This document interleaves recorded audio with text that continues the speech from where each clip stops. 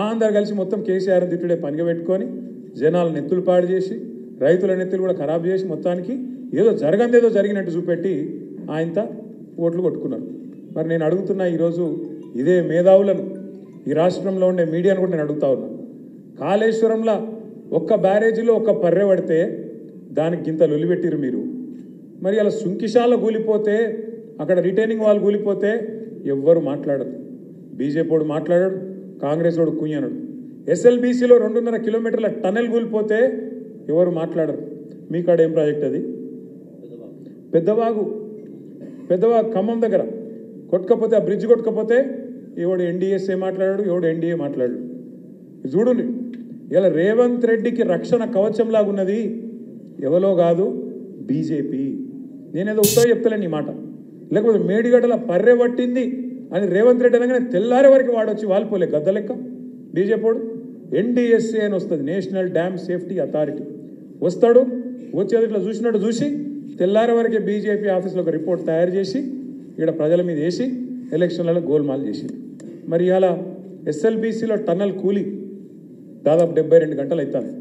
ఎందుకో రాడు, మరి ఎన్డీఎస్ఏ రాదు, ఏ బీజేపీ మాట్లాడాడు, ఎవరి నోరు పెగులుతలేదు. కిషన్ రెడ్డి మాట్లాడాడు, బండి సంజయ్ అన్నాడు. ఎందుకు, ఏమొచ్చింది ఇబ్బంది మీకు? ఎందుకు మాట్లాడతలేరు? సుంకిశాల రిటైనింగ్ వాల్ కూలిపోతే దాని మీద ఒక సోదరుడు మహబూబ్నగర్ జిల్లాలో గవినోల శ్రీనివాస్ అని ఉంటాడు, ఆయన ఆర్టీఐ కింద దరఖాస్తు పెట్టుకున్నాడు. ఎంత నష్టమైంది, ఎందుకు కూలిపోయింది చెప్పాలి. కాంగ్రెస్ ప్రభుత్వం అవినీతి వల్ల కూలిపోయిందా, ఏమిటికి కూలిపోయింది చెప్పాలి అంటే ఏం ఆన్సర్ ఇస్తారు తెలుసా? ఏం జవాబు ఇచ్చారు ఎరికేనా? ఇది దేశ భద్రతకు సంబంధించిన అంశం, నీకు చెప్పమాట.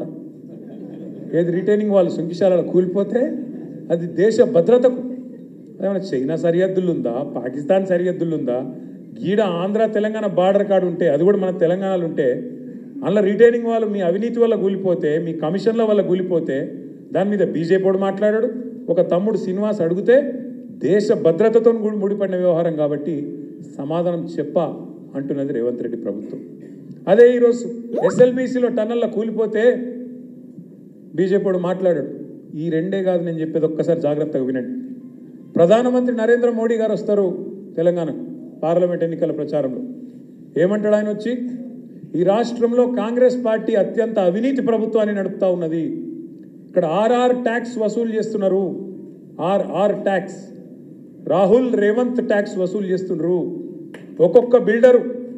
ఒక్కొక్క బిల్డర్ దగ్గర హైదరాబాద్లో స్క్వేర్ ఫీట్కు 150 రూపాయలు వసూలు చేస్తున్నారు అని ప్రధానమంత్రి గారు వచ్చి ఏప్రిల్ మాసంలో గర్జించిపోయాడు. మరి గర్జించి 10 నెలలే, ఇంతవరకు యాక్షన్ మాత్రం లేదు.